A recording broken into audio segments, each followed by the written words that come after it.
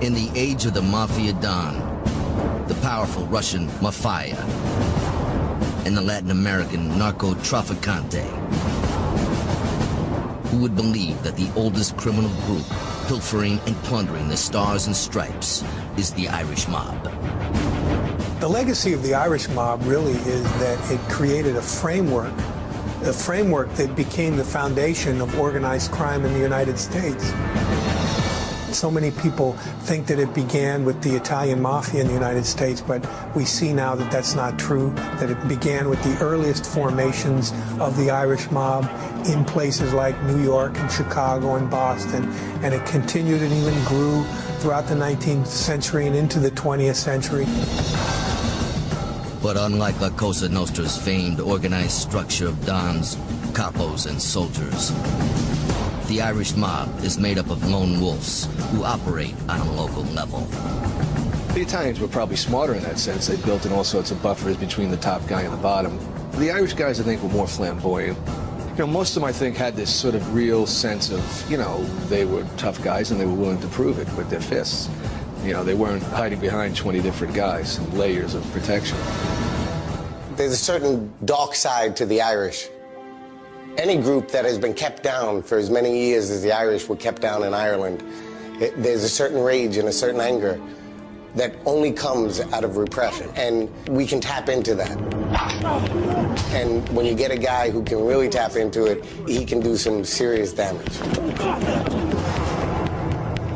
And in its entire brutal history, no mobster does more damage than a good old-fashioned Irish gangster from South Boston. The highest-ranking organized crime figure on the FBI's 10 Most Wanted list, James Whitey Bulger. No one called him Whitey. It was Jimmy. And Sidney didn't call it to him to his face. No way. No, you didn't do it. Fairy tale out in the Boston area was Whitey was like Robin Hood. He was robbing from the rich and giving to the poor, and it was so opposite of what he was actually doing. But he was very good at putting out that image. Merry Christmas. Thanks a lot. For over a half-century, the Bulger image would have two sides. One would be Whitey's, and the other, his brother Billy's. You had families that had politicians or professional people or cops, and then one brother might be a cop, the other brother might be a gangster, a stone killer. During World War II, in the Bulger home in South Boston's Old Harbor housing projects, two brothers couldn't have more opposite ambitions. Whitey was the black sheep of the family, was in trouble with the law from a very young age, starting in his teens, really. Whereas, on the other hand, Billy Bulger was almost the opposite. While younger brother Billy is heading for a life of academic achievement and a distinguished political career in the State House, Whitey is destined for a life of crime and a stint in the big house. Bulger was absolutely vicious. He had a reputation of having a really quick temper. He did time for bank robbery back from 1956 to 1965, served time in Alcatraz. He becomes a different kind of person. He settles down quite a bit, so that by the time he gets out of prison, he's more cunning, he's smarter, he's more diabolical. Whitey vows never to go back to prison. He spends weeks after his release developing aliases, forging licenses, and planning for the future if he has to spend it on the run. But back in Boston, State Representative Billy is waiting for his paroled brother. It was perceived that Billy had Whitey whenever he needed something done, sitting in the background, and Whitey had Billy whenever he needed something done. You're not going to cross Billy Bulger. You might argue with him in the State House or whatever, but how hard are you going to go against him when you know his brother might kill you? His brother was known to go up to investigative reporters and put guns to their head and tell them, as if you're right anymore, I'm blowing your head off. Occasionally, while Billy's out campaigning, Whitey shows up. Whether it was that intimidation factor of another candidate, I mean, who can say? But everybody knew what Whitey was about. Jimmy was a really scary guy. He was legitimately scary. And he had these eyes, and you felt like you were talking to Satan. I mean, I liken him to a dark cloud that used to hover over this area. And it was always in the sky, rain or shine. That dark cloud was there, and periodically a lightning bolt would burst from that cloud and hit something on the ground. When that thing hit the ground, someone was dead.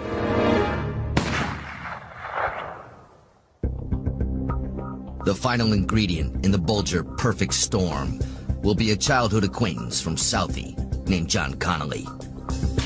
John Connolly was 11 years younger than Whitey Bulger, and there's a story about John getting into a fight where he was really outnumbered. John Connolly was playing on a local ball field in Southie, and he was being picked on by 3 or 4 bullies. Whitey Bulger was passing through the park at the time, and he recognized John Connolly as a local kid, and he came to John Connolly's defense. And that began a relationship between Connolly and the Bulgers. But the one that really had the relationship with John Connolly growing up in the project was Billy. I mean, Billy really became a mentor for John Connolly, and John has said that it was Billy who convinced him that he should go try to get a job with the FBI.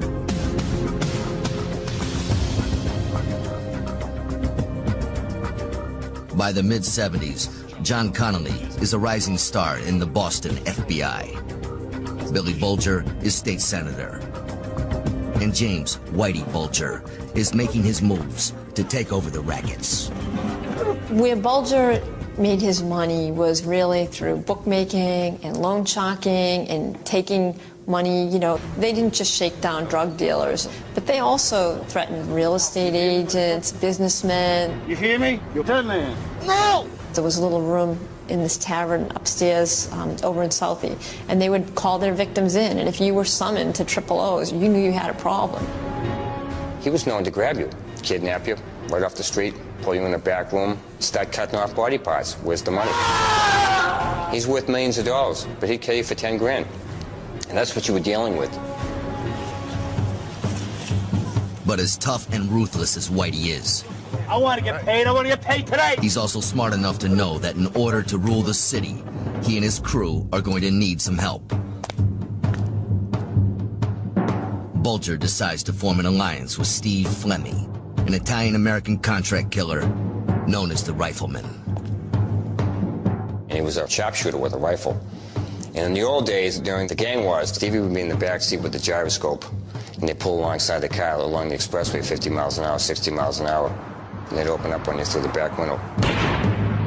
Perfect shot every time. While Whitey controls South Boston, the Italian mafia controls the North End, and it is Bulger's partnership with Flemmi that allows him to take over the town.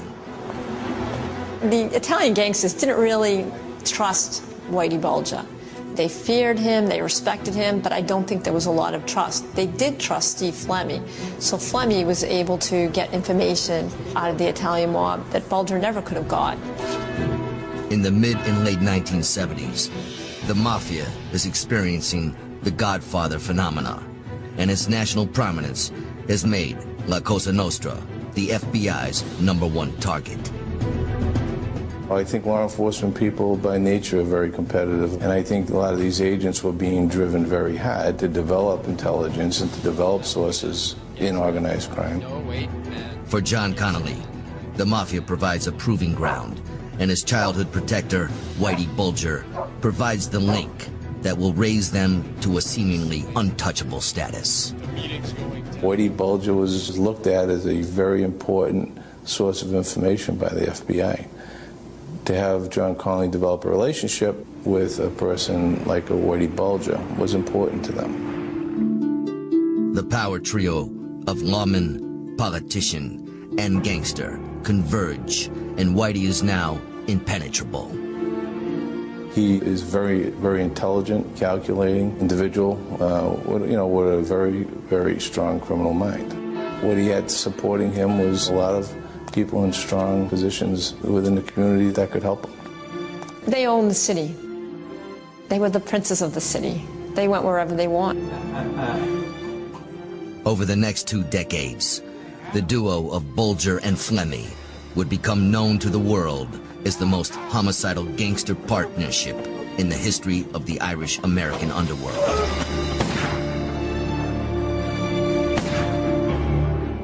A saga that began 150 years ago,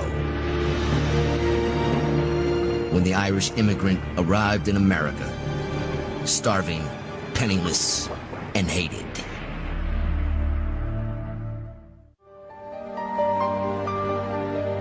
In the late 1970s, James Whitey Bulger is the shining beacon of Boston's gangland.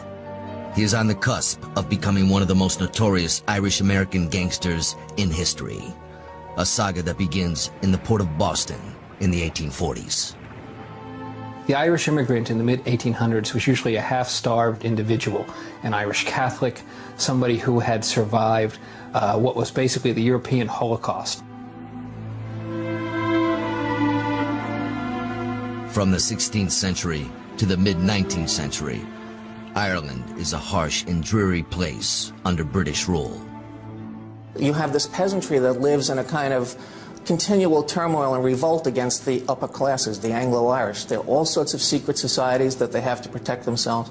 There's a real tradition of violence against the authorities.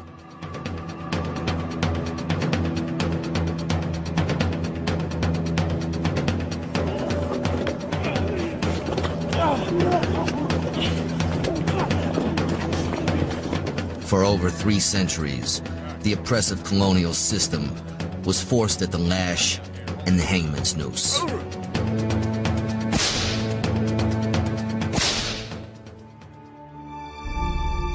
But in 1845, the tenant farmer and the rural resistance are faced with a far greater foe. Their sole product and means of living is halted by a tiny agricultural virus. The Irish famine has become almost a joke now. The potato famine, you know. But it was actually this sort of European Holocaust. It was this horrendous famine that was exacerbated by the fact that British authorities who ran Ireland at the time did nothing really to help it, and as a result, about 1.5 million people died. Many of them with their mouths green from eating grass, just falling along the side of the road.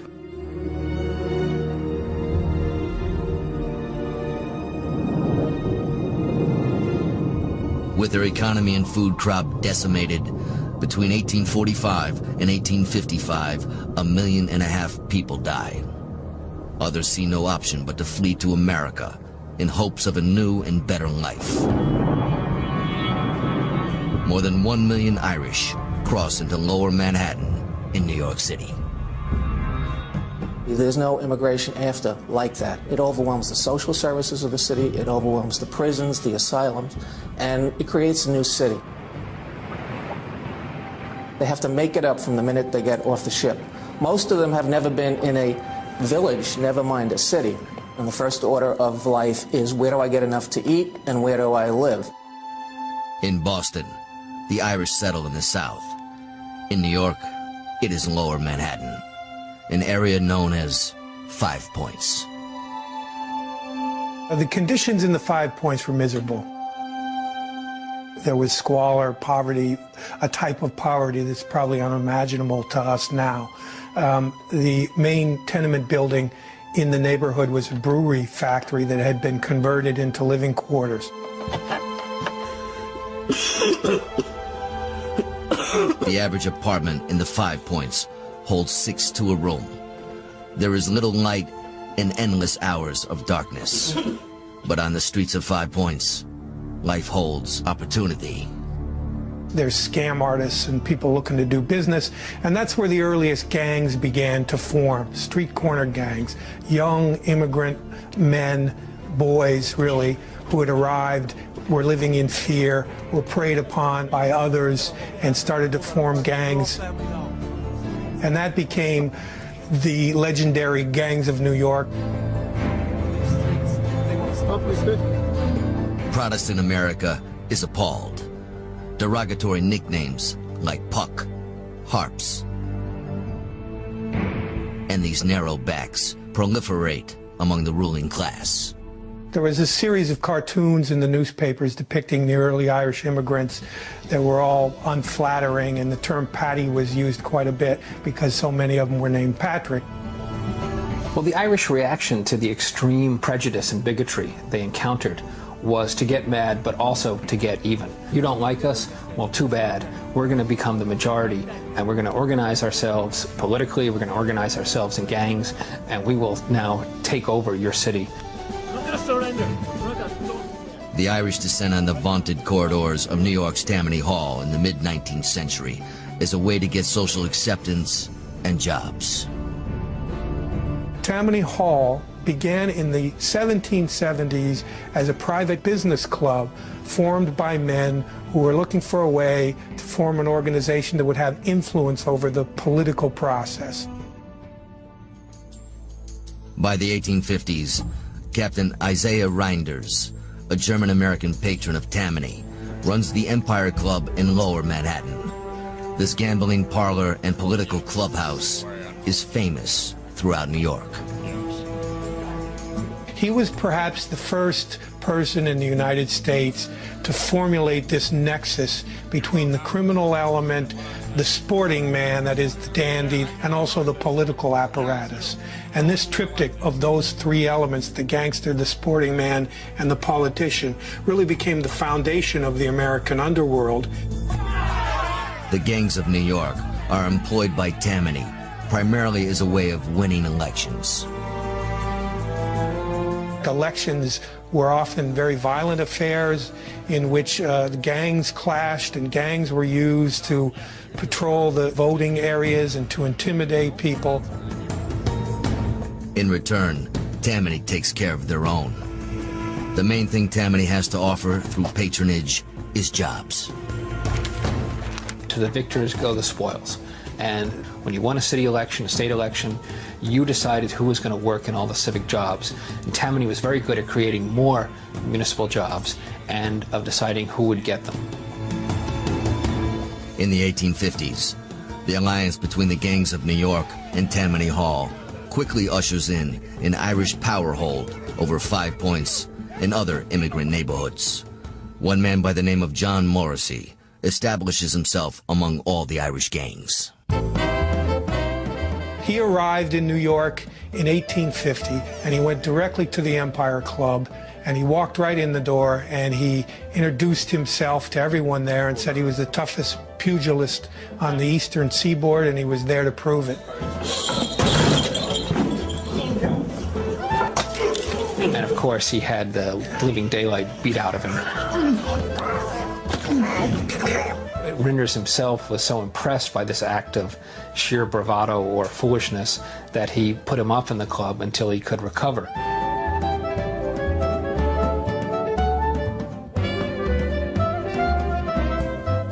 Morrissey works as a political organizer for Isaiah Reinders, and his growing reputation as a fighter earns him popularity, an unwavering following, and an endearing nickname. Morrissey was called Old Smoke because of how his pants went on fire when he was pushed against the working stove during a particularly brutal brawl one evening. Onlookers said they could smell the stench of his skin burning, but Old Smoke never uttered a word of complaint. The money he made as a boxer, he parlayed into starting up his own gambling operations. He opened some gambling parlors in the 5 Points neighborhood, and he became very popular along those lines, and eventually he became the de facto leader of the Irish immigrant population in the 5 Points, who wanted to see one of their own rise up to the position that Captain Isaiah Reinders was at. In 1857, a major riot breaks out between the Dead Rabbits, the preeminent Irish-American gang in Lower Manhattan, and the Bowery Boys, the preeminent gang of native-born American young men. The riot lasts 2 days, and 12 people are killed. The police called in Captain Isaiah Reinders to try to settle this riot. Reinders came to the streets, tried to stop the riot, and he was pelted with debris and he was chased out of the area. And really it was kind of a disgrace for Reinders, and that was the point at which John Morrissey emerged as the leader of specifically the Dead Rabbits, but in a more general sense, he became the first Irish-American mob boss. Morrissey's first order as boss is to expand his already vast gambling empire. And in 1863, he aligns himself with William Marcy Tweed, Tammany Hall's grand sachem or boss. Tammany always understood and accepted what it considered the normal vices of men. Drinking, gambling, going to whorehouses. These were things it was willing to tolerate within certain limits, as long as it got a big cut. But Old Smoke wants more than money. He runs for the U.S. Congress in 1868 and wins. But in another quest, he finds only misery. Morrissey yearned to be a part of the white Anglo-Saxon Protestant aristocracy. He tried to move into some of the ritzier parts of town, and he met a great degree of resistance everywhere he went, which was saddening and surprising to him, because he discovered that although the aristocrats would patronize his gambling establishments, that he himself to them was just another Paddy. In 1877, John Morrissey dies of pneumonia. He may not have gone out the way he had hoped. But Old Smoke had laid the groundwork for a thriving underworld and proves that an Irishman from the gutter could take on the world. That battle is now won. America is going to be a multi-ethnic immigrant country, and the Irish are going to be the leading immigrant group for the next 50 years. And the way the Irish do this is through that same trinity of the gangster, the lawman, the politician. The Irish come to dominate the police. They come to dominate the politics, and they come to dominate the gangs. But Irish ascendancy in America is not guaranteed. A group perceived to be lower in rank arrives in search of a new beginning. Down in the swamps of Louisiana, America's mysterious new gangster emerges. And for the first time, the Italian mafia tries to dip its black hand into what little Paddy has stuffed in his pockets.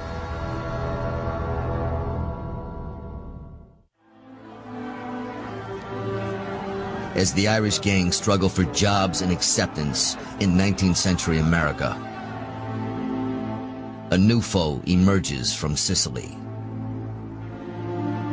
The battle between the so-called Dagos and the Micks begins in hellish, swampy southern Louisiana in the city of New Orleans. The Irish had no sense of where New Orleans was, and they were told that it was just a day away from Albany or Boston or New York. The living conditions were horrible. The climate to them was as if they had arrived on a distant planet of some type. But the one thing there was work. There was work digging the systems of canals and levees that became the foundation for the city of New Orleans. Some 20,000 Irishmen meet their deaths in those canals, most from cholera. But the Irish persevere, and many start finding jobs in the police and fire departments. Among those is a young New Orleans policeman named David C. Hennessy. David Hennessy was a policeman who eventually rose to the rank of chief of the New Orleans Police Department.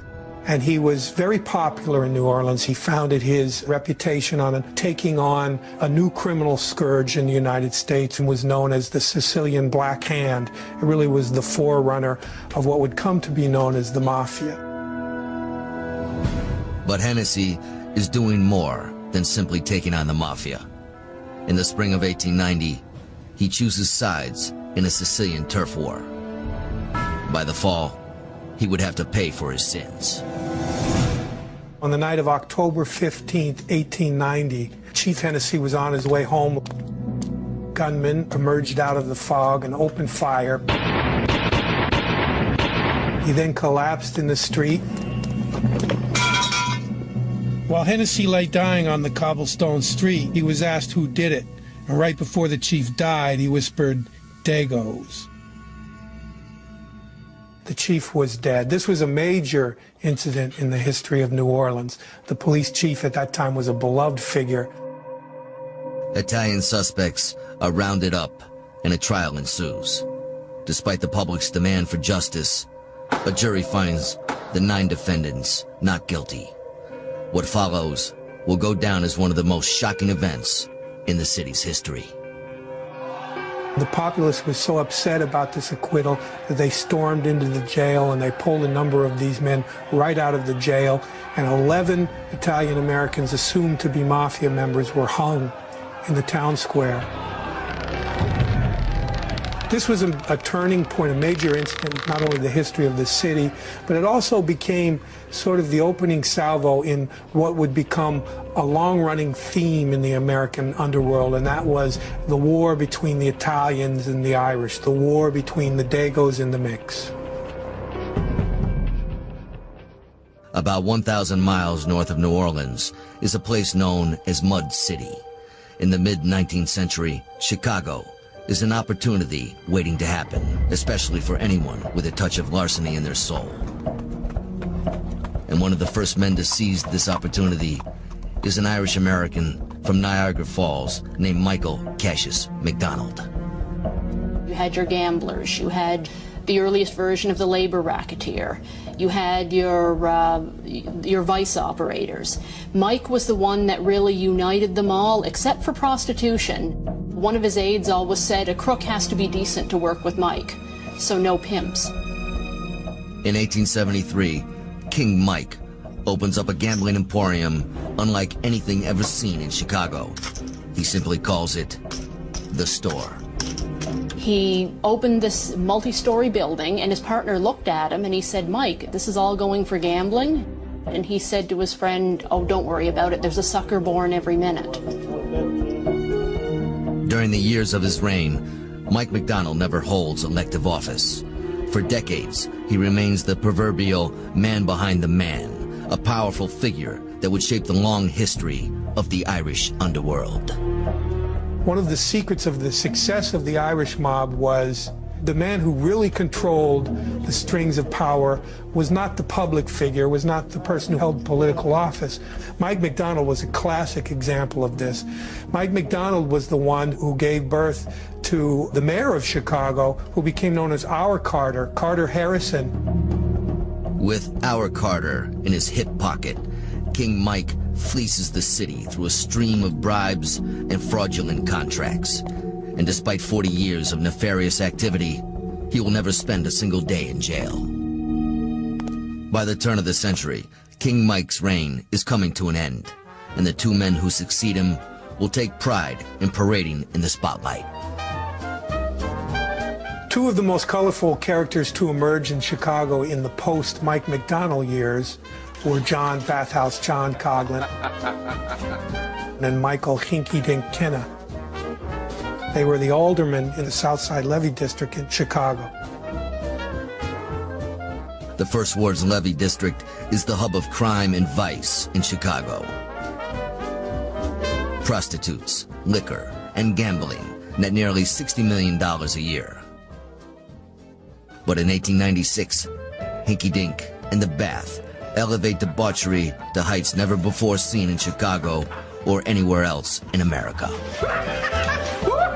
The First Ward Ball was a legendary event that took place once a year in Chicago. It was established as a fundraiser, basically, in which they would have a big Roman party. All the criminals from the city would buy tickets and show up, and they would party alongside the preeminent political figures and also the preeminent law enforcement figures.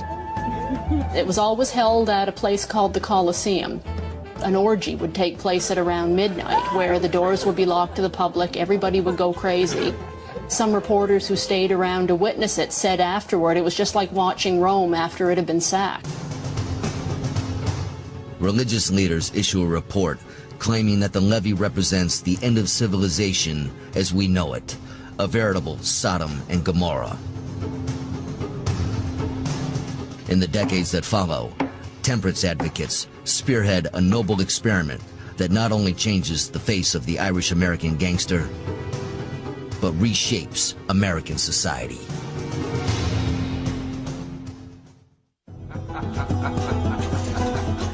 By the turn of the 20th century, Patty now runs New York and Chicago. You guys gotta stand up for yourself, and you! 50 short years after arriving in America, the Irish mob have both cities drenched in prostitution, gambling, and corruption. disdain for gangsters reaches an all-time high, and on January 19th, 1919, temperance leaders strike what they think will be the decisive blow on the war on vice. The 18th Amendment is ratified by Congress, and 1 year later, making, selling, or drinking booze is prohibited across the United States.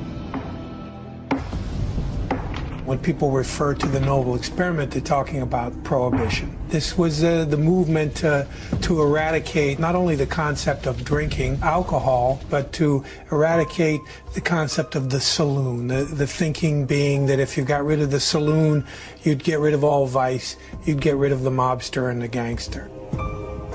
Liquor is an important part of the Irish life.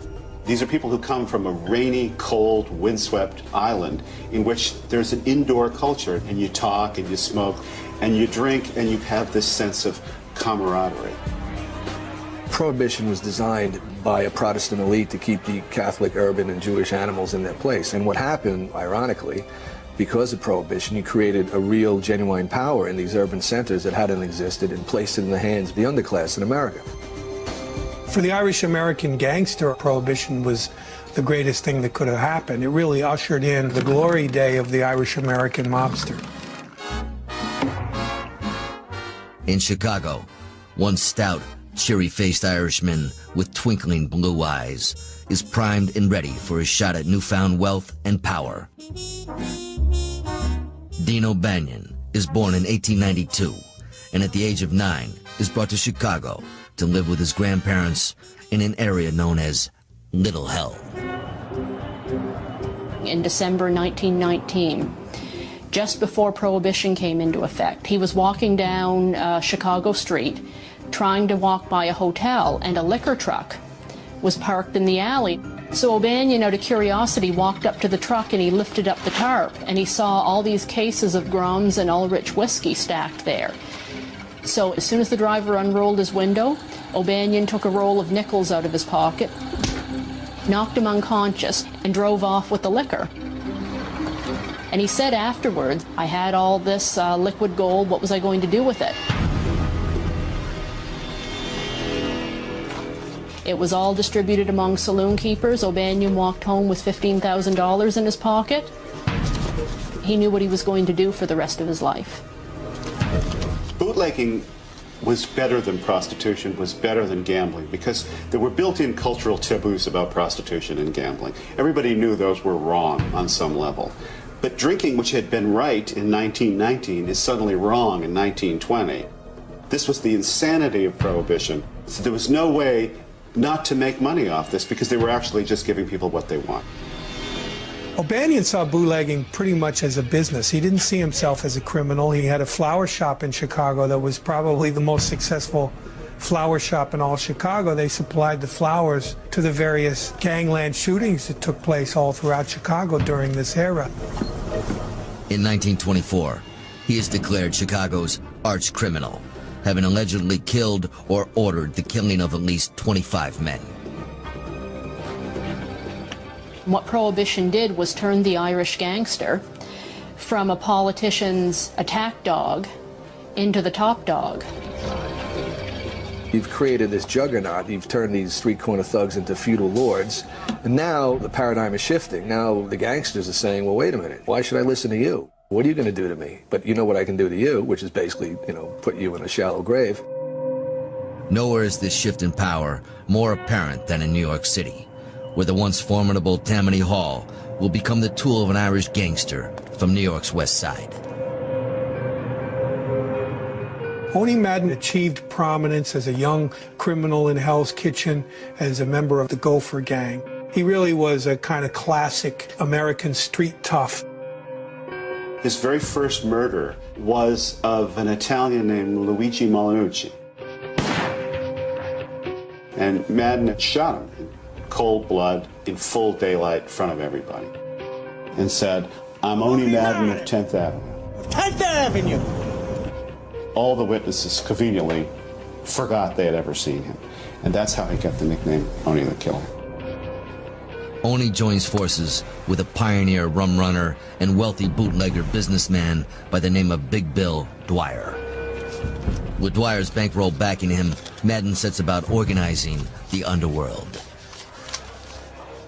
The Big Bill Dwyer Oni Madden operation was so successful it even became known as the Combine. The Combine ruled everything. The Combine was the system of distribution, the system of payoffs, all of it connected to the booze rackets.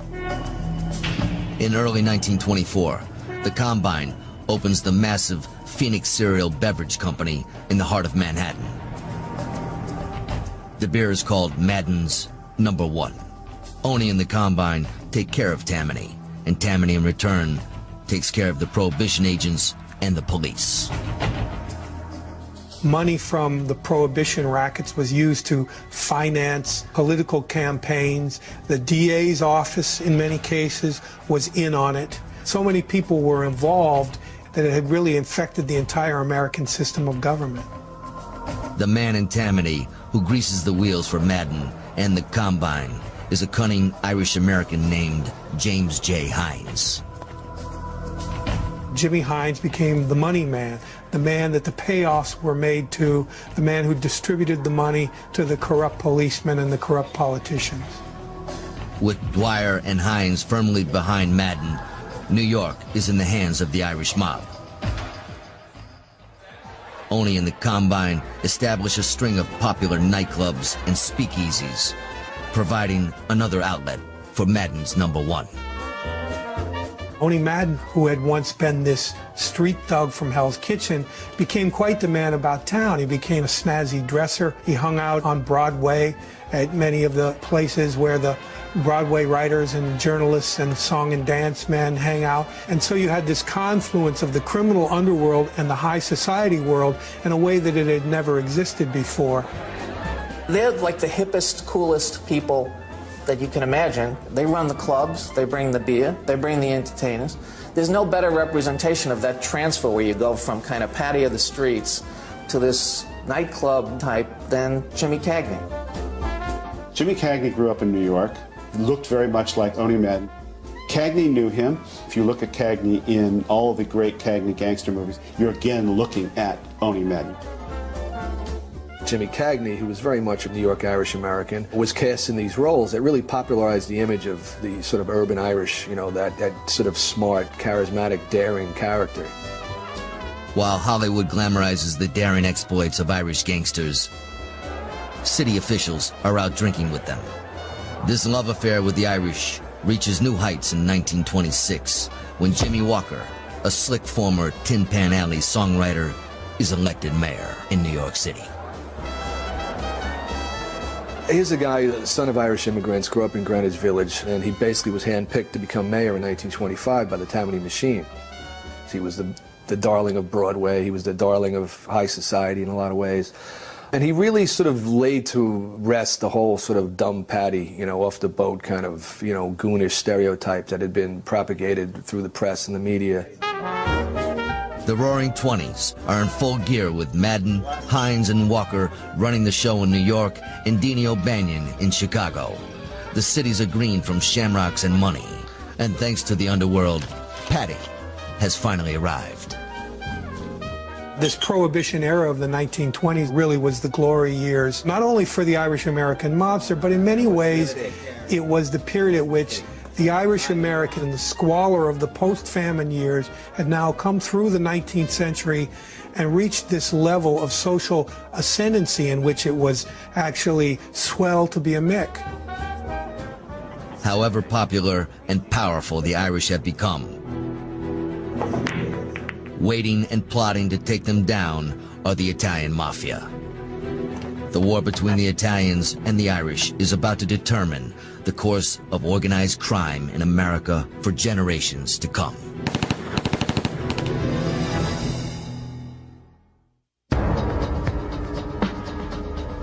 Ever since the first wave of Sicilians arrived in America in the late 19th century, Italian and Irish gangs are heading for a showdown. Of 10th Avenue! But nowhere is their rivalry more heated than in Chicago. Prohibition has made Deanie O'Banion the Windy City's most notorious gangster, and the minute Alphonse Scarface Capone comes to town in 1919, he sets his sights on the Irishman's empire. So by the time Capone arrives in Chicago, it's a Chicago in which Dean O'Banion is the preeminent bootlegger in the city, an Irishman, an Irish-American. Capone aligns himself with the operation of Johnny Torrio. Johnny Torrio, who was Al Capone's mentor, was the one that really unified bootlegging in Chicago. O'Banion was operating independently as a bootlegger in the North Side at that time. Johnny Torrio was the one who came forward and said all of the primary gangs should stick together. So this agreement was what allowed O'Banion to build his empire unmolested. In the early 20s, O'Banion deals with Torrio because it makes good business sense. But Torrio's sidekick, Al Capone, warns him of O'Banion's treachery. Dini is overheard on a number of occasions to say, "You can tell them Sicilians to go to hell." One day O'Banion goes to Johnny Torrio and he says, "My brewery, the Sebin Brewery, do you want the Sebin?" So he sold the Sebin to Torrio for $500,000, neglecting to tell him that it was targeted for a raid. So the morning of May 19th, 1924, Torrio and O'Banion are on the Sebin Brewery premises when a raiding party led by Chief Morgan Collins comes bursting in. And everybody is arrested, and O'Banion was in great humor. But Torrio, because it was a second arrest, it carried a mandatory jail sentence. The Italians are enraged by Dini's backstabbing. O'Banion's fate is now sealed in a carefully devised plan by Capone and is executed on the morning of November 10th, 1924. I want it done now! Don't you tell me it can't be done! O'Banion's murder was called the handshake murder because that morning 3 men came into his shop to pick up an order that had been placed for a funeral the night before. The man shaking Dini's hands pulled him forward and pinned his arms down. The other gunman stepped forward and fired 5 shots. The last one fired into his brain. The blood from Dini began to stain the lily-white bouquet of flowers that he had in his hands, and by the time the cops had arrived, Dini was dead. 3 days later, Chicago witnesses the largest funeral ever held in the city.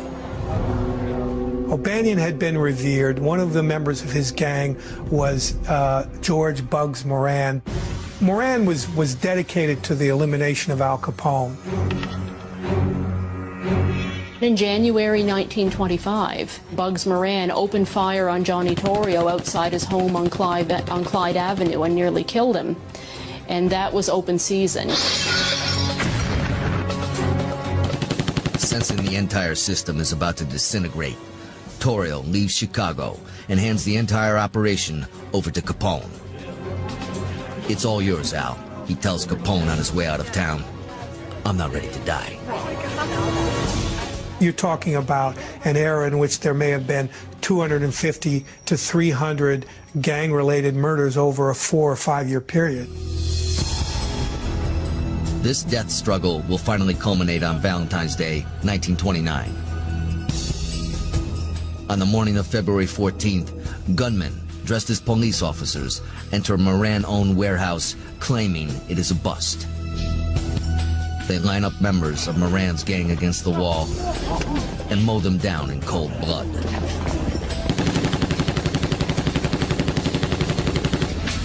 To a city and nation numb to the violence of Prohibition, the headlines are shocking. The violence of the St. Valentine's Day Massacre turned the public completely. It was the end of the heyday of the gangster. The gangster at that point largely went underground. On May 13th, 1929, 3 months after the slaughter on St. Valentine's Day, a gathering of the country's biggest mobsters takes place in Atlantic City, New Jersey. The conference is organized by Lucky Luciano and Meyer Lansky of the New York Syndicate. Curiously, out of the 30 mobsters present, only 2 are Irishmen. Frank McElwain of Chicago, who worked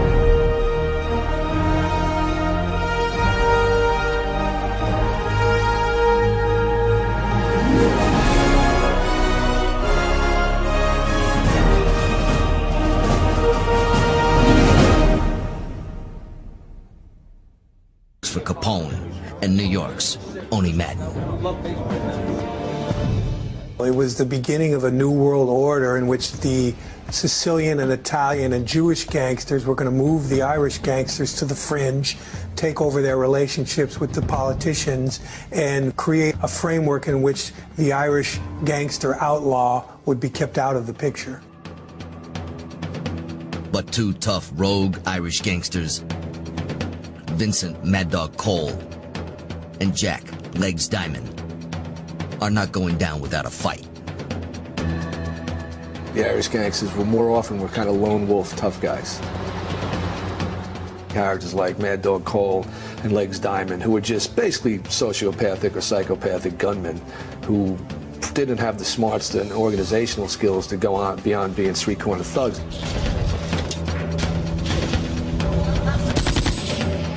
But they sure cut a bloody and horrible swath across the end of that era.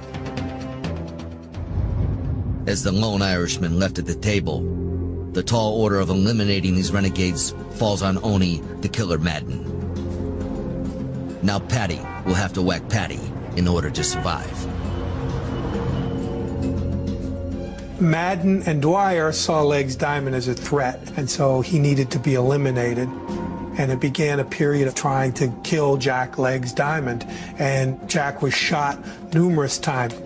He was shot 5 times. There was an all-out attempt to get Jack Diamond and eliminate him. In 1930, Legs flees the 5 boroughs in a hail of bullets. He moves his operation to upstate, just outside of Albany, New York. But his personal assault on the syndicate continues. One time, he pulled over some delivery trucks that he felt were trucks from a rival bootlegging operation in upstate New York. He kidnapped the driver of the truck, a gentleman by the name of Parks. He took Parks back to his property. They hung him up in a tree and tortured him for an hour and a half and threatened him and then let him loose. Parks goes to the authorities, and Diamond is put on trial in Albany in 1931. He is acquitted, but time and luck are running out on Legs. He was acquitted, but the fact that Diamond had become such a notorious figure and that he was being sort of glorified in the press made the Combine in New York more determined than ever to take him out. At 5:30 in the morning on December 18th, 1931, Legs Diamond stumbles into an Albany boarding house where he has been staying. He was a little tipsy after celebrating from his victory. A couple of gunmen were allowed into the boarding house. They approached his room, opened the door. So it was an inside job. So they made sure they got it done right this time, up close and personal, 2 shots to the head, and Jack Diamond was finally dead. Madden has finally gotten rid of Legs. But for Oni and the syndicate, Diamond is only half of the equation. Vincent Mad Dog Cole is still out there wreaking havoc.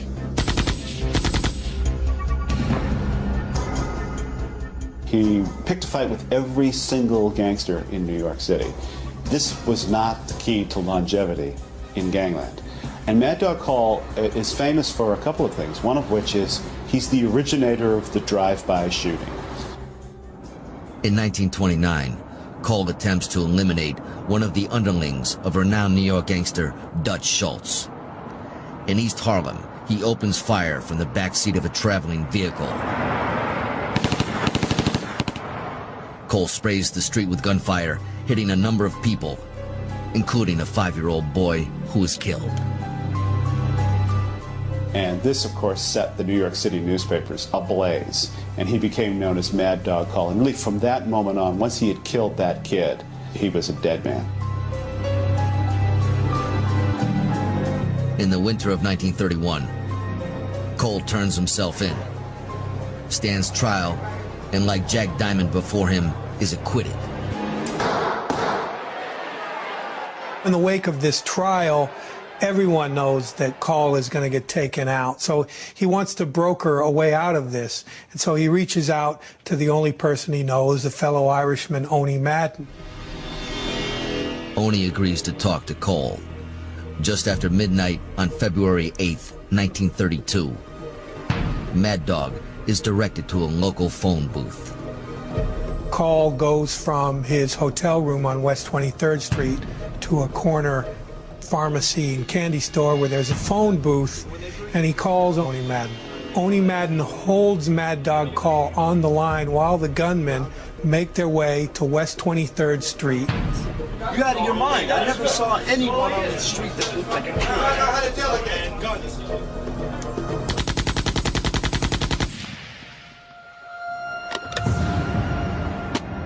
They said it was such a great hit that the phone booth was hardly damaged. All the glass was gone.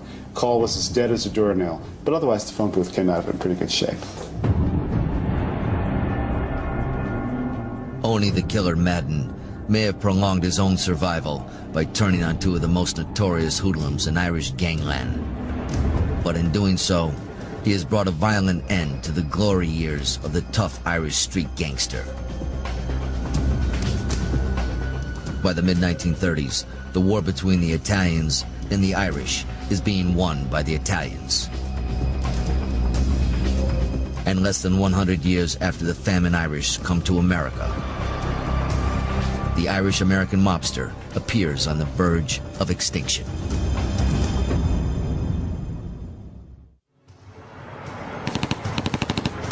In the late 1920s and early 30s, rival bootleggers turned streets from New York to Chicago into bloodbaths. The alarming body count will accelerate the repeal of Prohibition in 1933. And without illegal booze to peddle, the lone wolf Irish gangster is at the mercy of the organization and power of the Italian mafia. Oni Madden is allowed to basically retire to Hot Springs, Arkansas. He becomes the impresario of what is basically a resort town for gangsters on the lam. Once that happens, the Irish are done as a gangland criminal force. He really is the end of that great line of Irish gangster succession. There's almost nowhere for it to go after him. In the mid-1930s, the government and Protestant aristocracy crusade to dismantle the powerful men behind Paddy's political machines. New York Governor Franklin Roosevelt establishes a panel to investigate corruption and appoints retired Judge Samuel Seabury. Seabury is this almost cartoonish representation of the Protestant elite. So Seabury is going to be the slayer of the Tammany Tiger. And so what happens is you have this series of investigations that start by looking into the magistrates and then the judges and then, eventually into City Hall itself. The prosecution of racketeers and gangsters. For decades, the Tammany Tiger has been the force of nature that powers the Irish-American underworld. But in 1932, Broadway darling and popular mayor Jimmy Walker is forced to resign, and in January 1939, Jimmy Hines, the quintessential man behind the man, is convicted on 13 counts of conspiring with criminals. What you were seeing here in New York and in Chicago and some of the other places where the Irish-American gangster had reigned supreme was the death of the machine, which really was pulling out the rug from underneath the entire power of the Irish mob.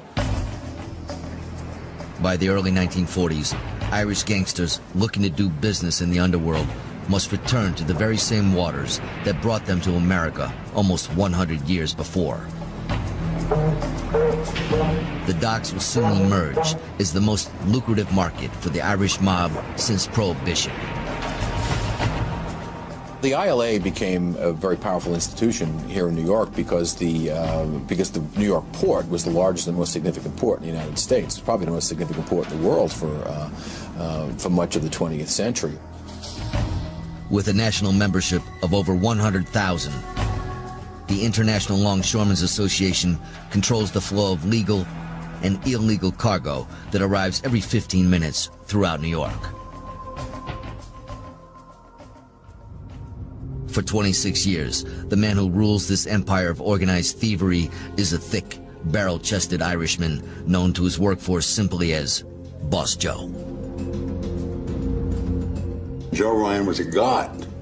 He would stand up there, he would pound the gavel to bring the meeting to order, and everybody would just go dead silent. In the audience were gangsters carrying guns. Can I have your name on one of the pre-stated officers? Joe Ryan was a very smart guy.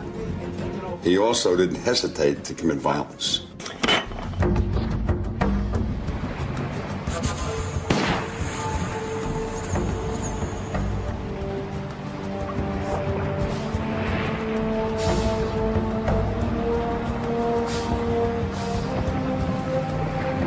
Boss Joe's grip on the docks and the cargo that passes through is assured through the shape-up system, the notorious way of deciding who gets to work down on the waterfront.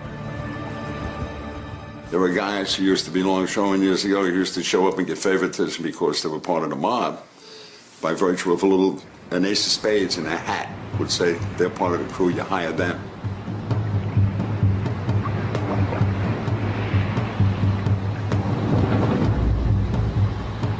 Just as Tammany Hall employed the gangs of New York during elections a century earlier, Boss Joe deploys a squad of hoodlums to guarantee the vote.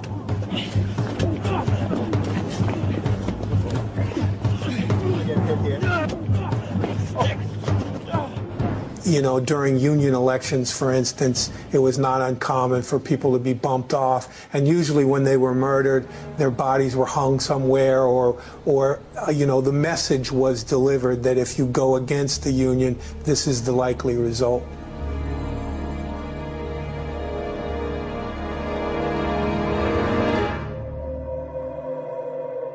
Boss Joe's two most notorious muscle men are John Cockeye Dunn and Andrew Squint Sheridan. The clearest example of the viciousness of Cockeye Dunn and Squint Sheridan was a murder that happened in the late 1940s. They killed a member of the ILA. On the morning of January 8th, 1947, Andy Hintz, a hiring boss on the wrong side of Boss Joe, leaves his apartment in Greenwich Village.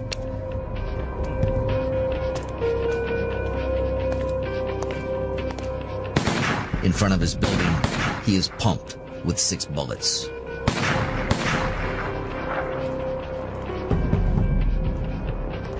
Before Hintz expires, he tells his wife, "Johnny Dunn shot me."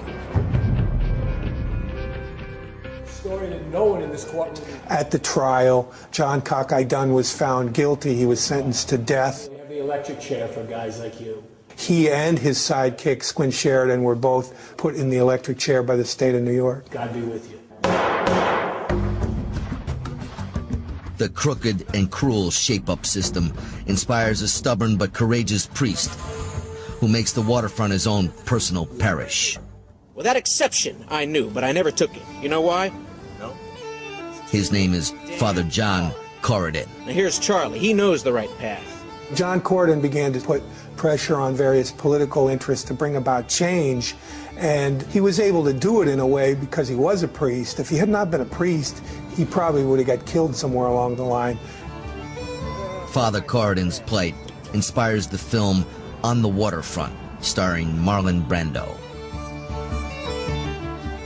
Hollywood's inside look at life on the docks and the sensational trial and execution of Cockeye and Squint turned the tide against the corrupt forces within the ILA, most notably Joe Ryan.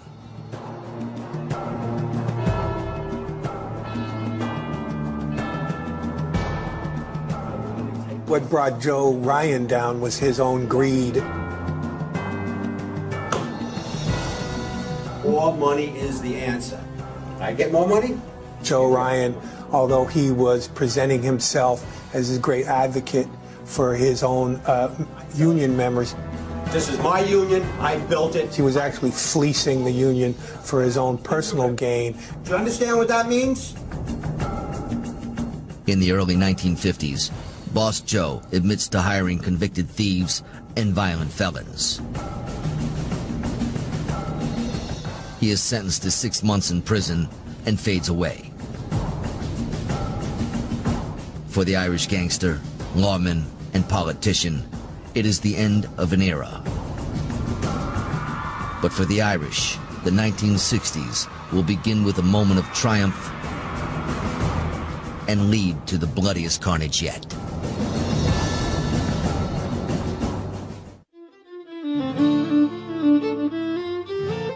By the 1950s, the Irish have risen from the squalor and gutters of urban America. Their 100-year war against discrimination, the mafia, and the government to get their fair share of the stars and stripes is finally about to hoist one of their own into the White House.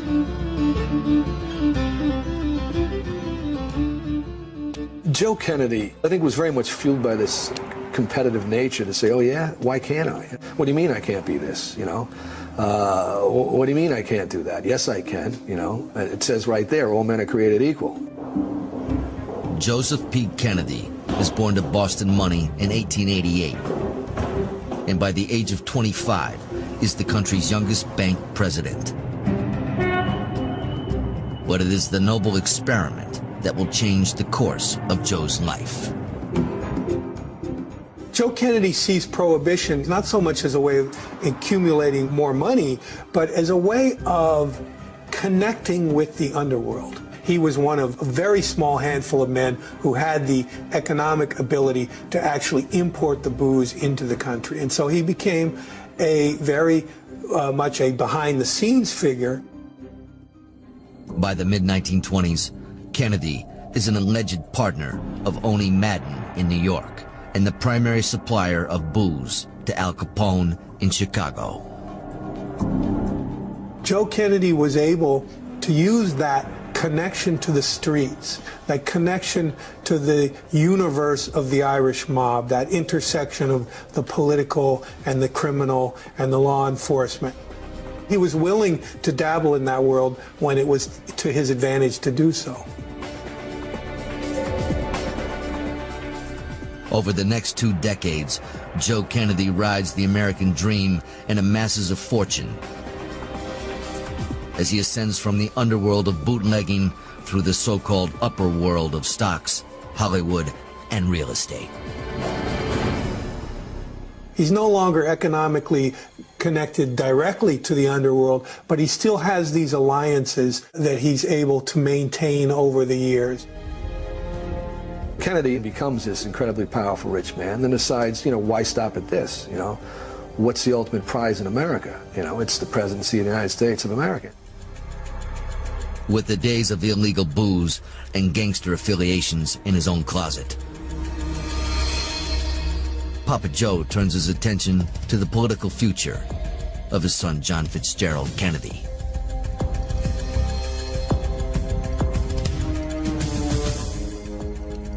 During the Kennedy campaign of 1960, Joe Kennedy reached out to a lot of mobster figures that he either was directly affiliated with or had some kind of business relationship with over the years. Joe Kennedy was determined to leave no stone unturned in his efforts to get his son Jack Kennedy elected president. One of those people is Sam Momo Giancana, the head of the Chicago mob known as the Outfit, a successor to Capone's syndicate. Joseph Kennedy determines the gem of the prairie is one of the keys to his son's election. Joe Kennedy was desperate to have his son become president, and they came to the right person. Sam knew a lot of the Union people. He knew the First Ward especially, which was one of the biggest wards at that time. And that's where this all stemmed from. He has a series of meetings with Sam Giancana to make sure that the forces of the mob, in this case being mostly the Italians and the mafia, are going to be on board. He reassures them that the election of John Kennedy will be good for them.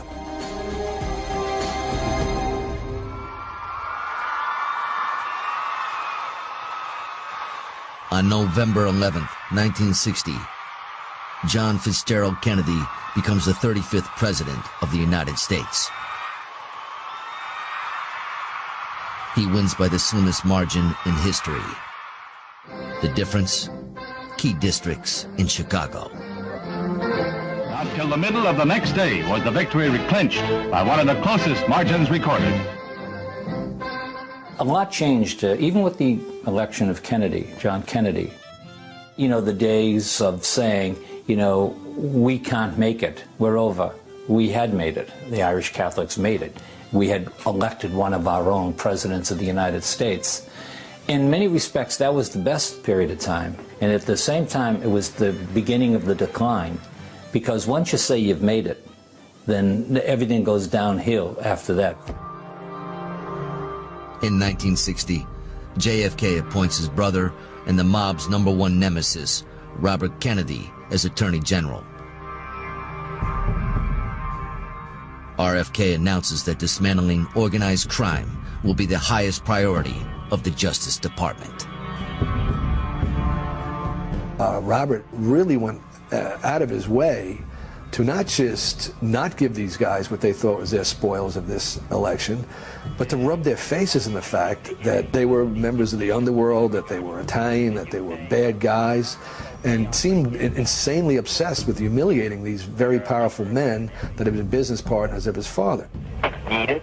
I think that in the field of organized crime, I think it's a very serious situation that's facing the country at the present time. Sam Giancana and the mafia, according to one theory, are enraged. He expected them primarily to lay low, and it did not happen that way. And I think there was a major disappointment. But he expected a little bit more freedom, but in turn he got hell from them in the very end. The old school guys were men of honor. They respected deals and handshake agreements, and if I take care of you, take care of me, and if you don't, well, someone has to pay a price. In Dallas, on November 22nd, 1963.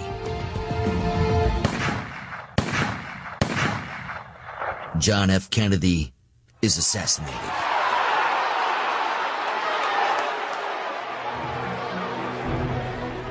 I think between the Kennedys and the Giancanas, it was like a little civil war amongst them, the Irish and the Italians. In the Italian culture, we have a saying, you don't bite the hand that feeds you. And I think this is precisely what had happened. The Kennedys bit the hand that fed them. And seen in that context, the events of November 22nd, 1963 can be viewed as the ultimate hit in the history of this relationship between the Dagos and the Meigs.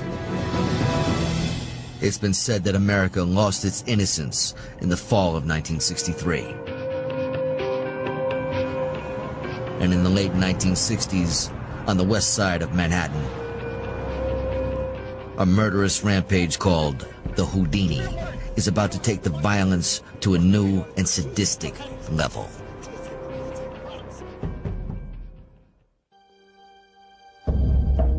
Over the past century, the Irish mob is systematically dismantled by the mafia, the government, and at times each other.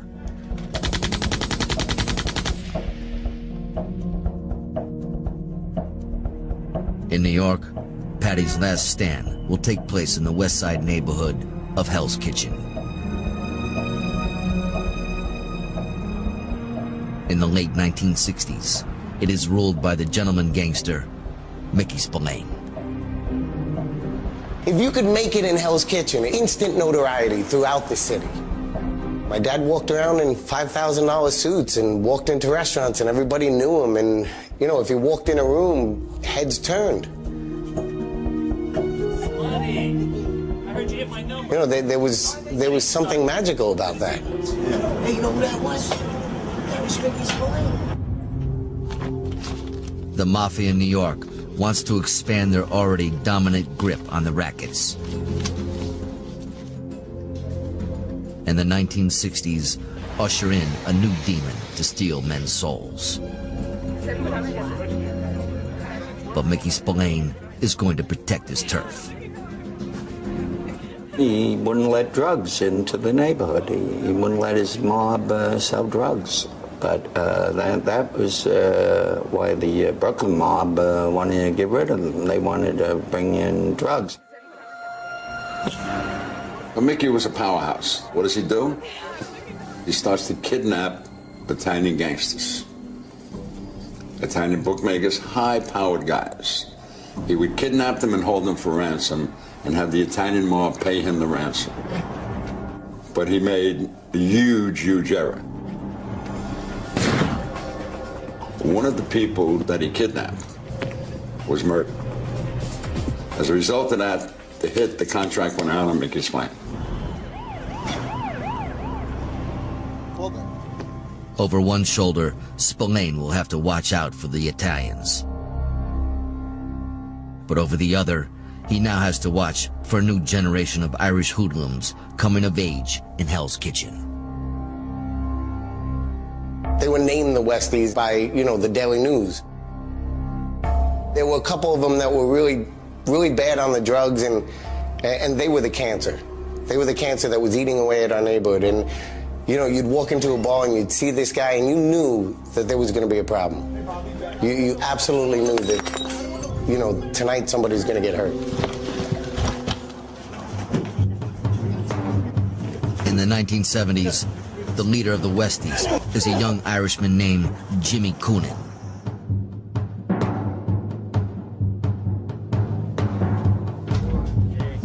Coonan gets his start collecting debts for legendary West Side loan shark Ruby Stein. No, thank you. It's really nice of you. Ruby Stein was known as the loan shark to the stars. Jimmy Coonan used that status to coalesce around himself a whole generation of young, tough West Side gangsters that began to look up to him as a leader and began to see him as someone who could move Spillane aside and take over the West Side racket. Coonan soon recognizes the need for a right-hand